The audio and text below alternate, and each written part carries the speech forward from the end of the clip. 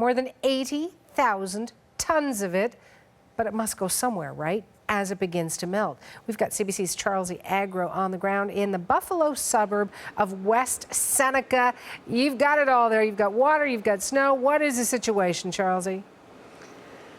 Hard to believe, Suhanna, after 80,000 tons of this stuff has been trucked out of communities just like this one, that this much of it is still here, but remarkably, it is melting and so fast. I want to show you some photos of when our crew first arrived here on Saturday. Just take a look at the difference. I can tell you, when we got here, I was able to climb up on this, literally a mountain of snow, and I could touch those tree branches, no problem. Quite frankly, I could have had a seat up in that tree. And now look at the difference.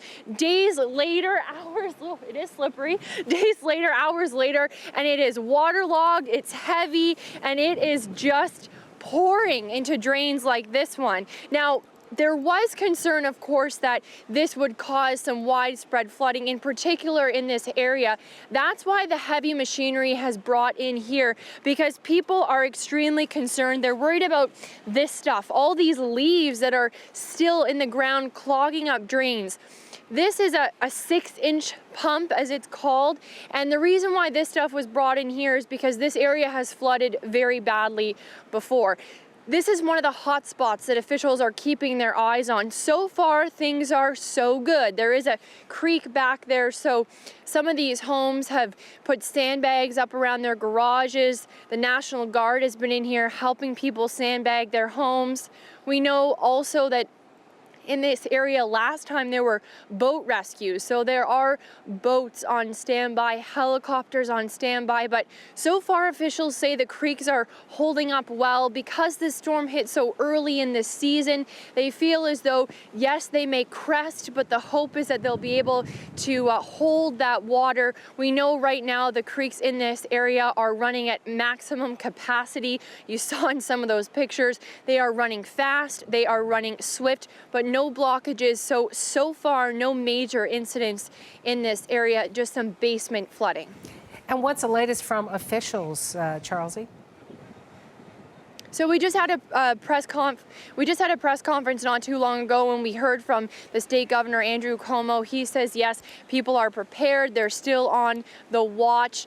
But the concern as we move out of this cleanup phase into the flood watch phase is just to make sure that homeowners are monitoring their own situation, listening for those creaking roofs and garages, because there's still a lot of snow on the roofs.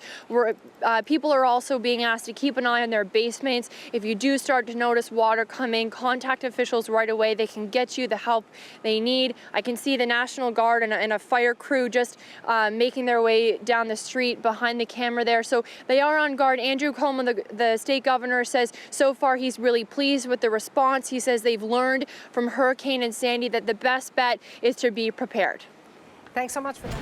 The aftermath is going to be dealing with the financial ramifications of the flood and the damage. From a local town perspective, many of them spent their entire budget on snow removal in the past week, and the winter hasn't even really started. Page 31.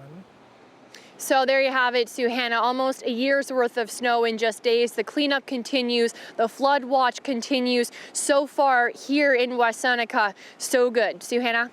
Thanks so much for that, Charlsie. CBC's Charlsie Agro in the Buffalo suburb of West Seneca.